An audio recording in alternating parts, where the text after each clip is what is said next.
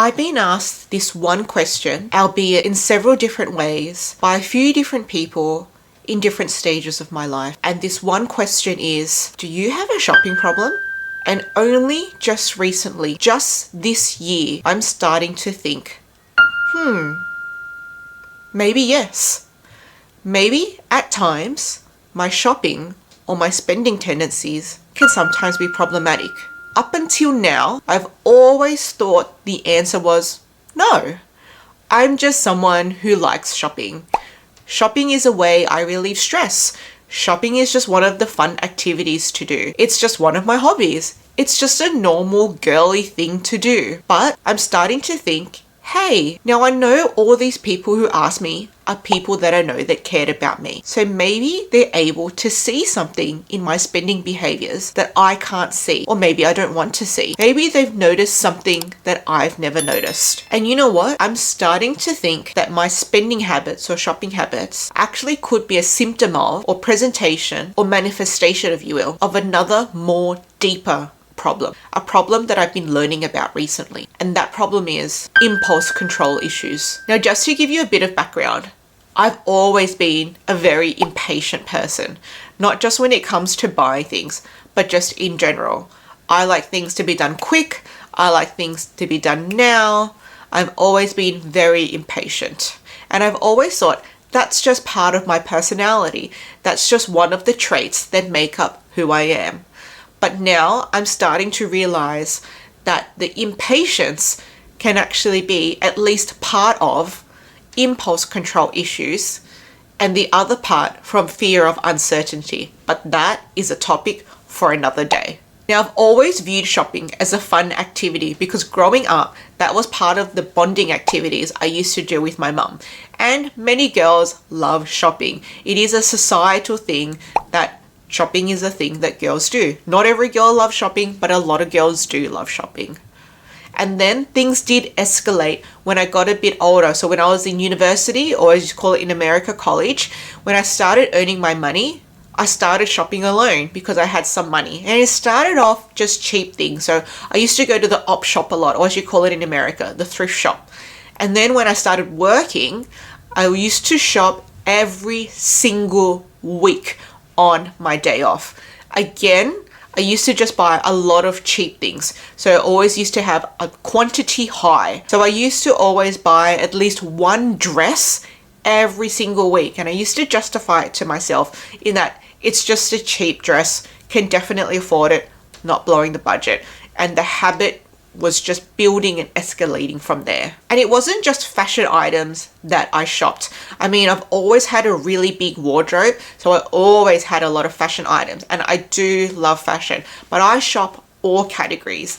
Particularly when it comes to gifts, I buy a lot of gifts, and I always say to myself, or justify it to myself, it's not for me, so it doesn't count. Now, 2018 is when I first started collecting or buying designer handbags.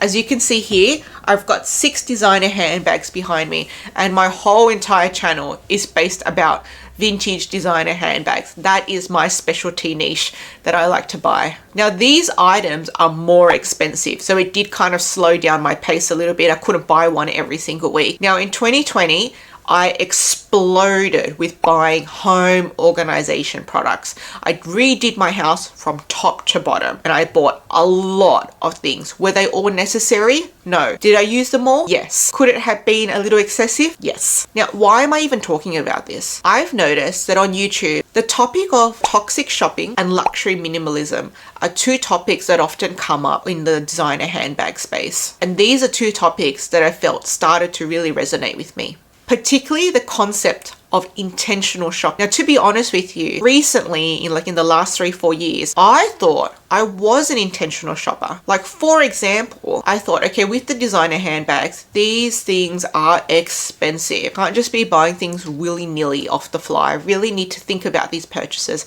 and make sure that they actually suit me, my style, and my lifestyle. So for example, I thought, okay, because I know I'm a crossbody girl with a casual lifestyle, I'm always going to gear towards crossbody bags because that's what fits my lifestyle, and ones that's going to suit my casual outfit. So totes, I'm not a really tote girl, so I only bought one design. Well, I currently only have one designer tote in my collection. So to me, I thought what I was doing was intentional shopping. Shopping for my real life and my real style, not my imaginary wardrobe, which is something you hear about, people talk about in the fashion industry.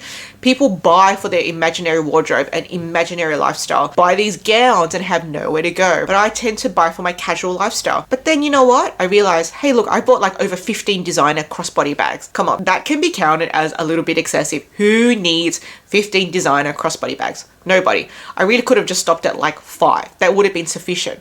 But I love them, so I kept buying them, kept collecting them is what I kept telling myself. Now, I've always thought of myself as a collector of things that I love. This was even before I started buying designer handbags.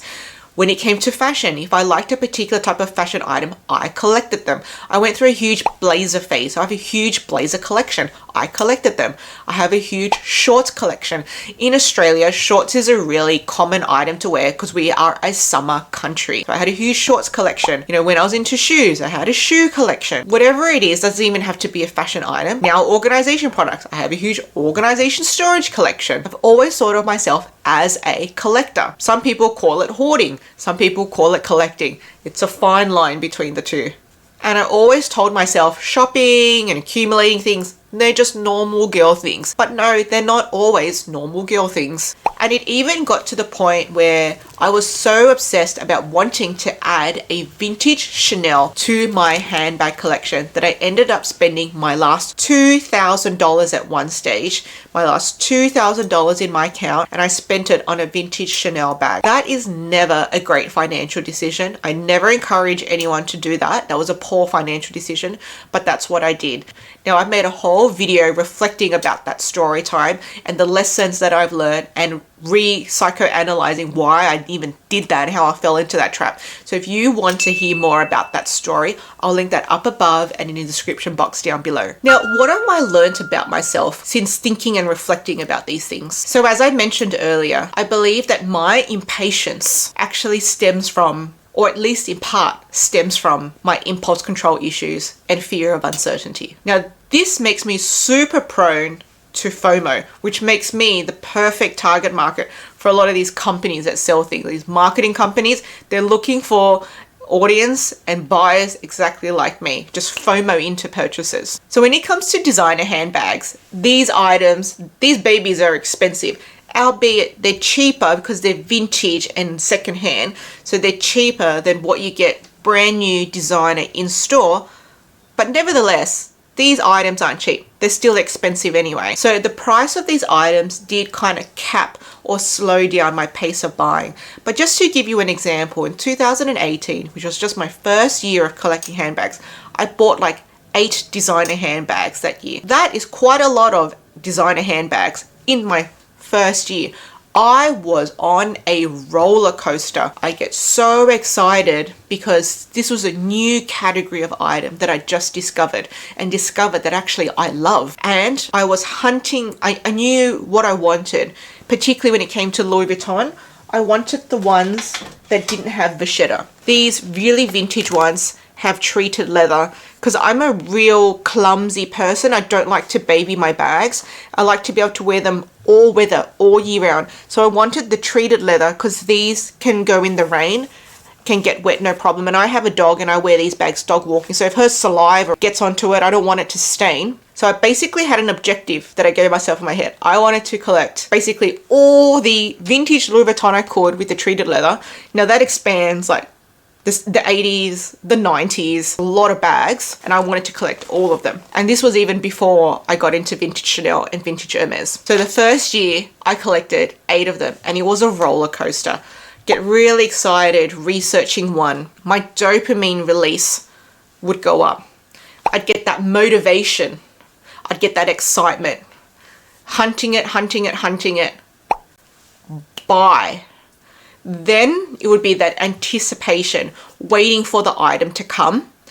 And then when the item finally came, I'd unbox it, get this big surge of, again, dopamine release. Really excited, really motivated to get my bag out and wear it. And then comes the dip. Now, some of you may already know, we always have a certain level of dopamine in our brain. It's not like we actually have no dopamine, but then we get a hit. We always have a certain amount of dopamine. And then when we do something that triggers more release, so we got that baseline, and then we get an extra amount, and that's called the phasic, and then it goes up. But what I learned is, however much it goes down by, it's gonna dip by the same amount. So if this is my normal, if I'm going up by that, then when it dips, and that's usually after the unboxing, or sometimes even after when I hit buy now, it's gonna dip back down to that same amount, and that's when I get to my slump. And that slump really gets me down. And then that's when I start looking for the next bag, because I want that phasic release again. I want that motivation again. I want that excitement again. And I was in this cycle. Find a new style, hunting it down, buying it, getting it, slump. Finding a new style, buying it, getting it again, slump. And I was in this toxic cycle, chasing the next handbag. I actually learned this term from Minx for All, Minnie at Minx for All, where she termed it the give me's. The give me the next bags, the give me's. And now I've learned that that's actually part of that dopamine cycle, where you get that phasic release and then you slump. And then you're chasing that next phasic release and then a slump. We sometimes like to call them dopamine hits. It's not actually a hit per se that I've learnt, because we've always got some, but it is an extra release followed by a slump of the same degree. Now, really, when it comes to these handbags, my limiting factor is my finances. I'm capped at how much disposable income I have. And I have slowed my roll since 2018 because, one, the prices of these vintage handbags went up, and two, particularly in the last 2 years, my disposable income has gone down. So prices up, disposable income down meant shopping slowed down. Well, at least in this particular category, what I noticed ended up happening was I started buying things more regularly, small household things more regularly on Amazon, because I couldn't afford these babies anymore. I just started reorganizing some bits of my house that I wasn't happy with. So I'm still buying things, just other things, and I just tell myself, well, that's necessary because I need my house to be ship shape so I can function better in the home. But I'm still buying things, and always buying things. Sometimes my partner even says, oh my gosh, you're getting a package like every single day from Amazon. You know, when people are making comments like that now, instead of just saying, no, it's nothing, don't worry about it, it's just $5-10, now I start to think, okay, well, hang on, the outside world is telling me something about myself that I haven't noticed. So let's just take a moment and think about what they said, and are they onto something here? Now, I've touched on this topic before about disposable income going down, but the love of handbags still being there. Now, it's very normal that you can't buy every single handbag you want, but you have a strong urge, a strong craving to want to obsess about this handbag you can't have. You keep looking at it, keep looking at maybe social media pictures of it. And I actually made my own encouragement video just to remind myself, a bag is just a bag. You'll live without it if you can't have it. And so if you need a little bit of encouragement, abstaining from shopping for financial reasons, or, you know, a particular bag, it's just, you just want that phase to pass so you forget about it, I'll actually link that encouragement video, which I've called Getting Poorer But Love Buying Luxury Handbags, and I'll link that up above and in the description box down below for you. Now, another thing that I've learned about myself when I think I'm doing intentional shopping is that I have spent countless amounts of hours online browsing. And that's browsing whatever that category is that I'm into at that time. So even before designer handbags, I'd spent so many hours browsing fashion items. So this includes browsing in store and browsing online.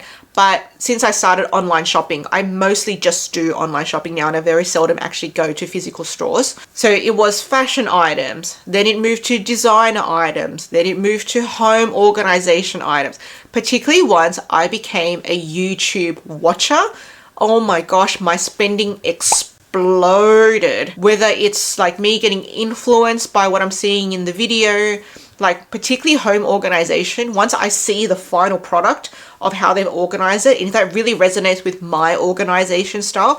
By the way, I don't know if any of you watch Clutterbug, but I'm a butterfly, sometimes a bee, but I'm one of the visual organizers.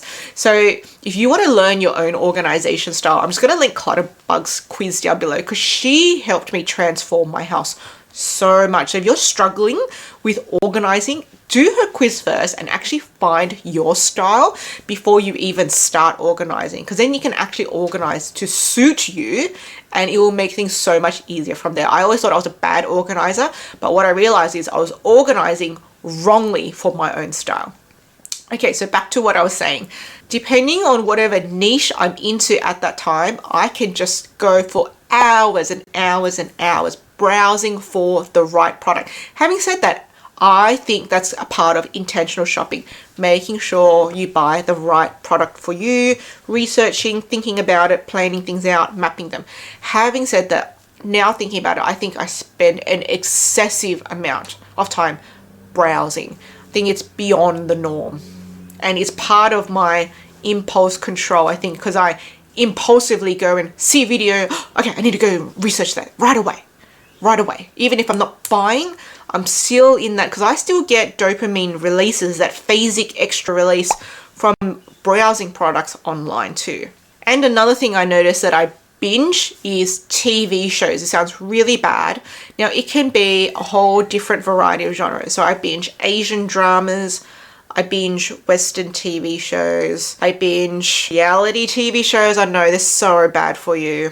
I binge YouTube videos. So tell me, are there any TV shows that you like to binge on too? Any guilty pleasures you have in that department? Now, all in all, now that I've sort of learned more about my own impulse control issues, moving forward, I'm going to try and be more cognizant of this, because I have spent a lot of time and a lot of money on buying things and collecting things, and it's got to the point where this is actually my 4th video talking about my spending habits and spending mistakes. So if you actually want to hear about my 5 spending habits that can send you broke, that I've reflected on myself, I'm going to link that video here for you to carry on with next. And I want you to tell me, do you think you have any impulse control issues? Don't be shy. Safe place here.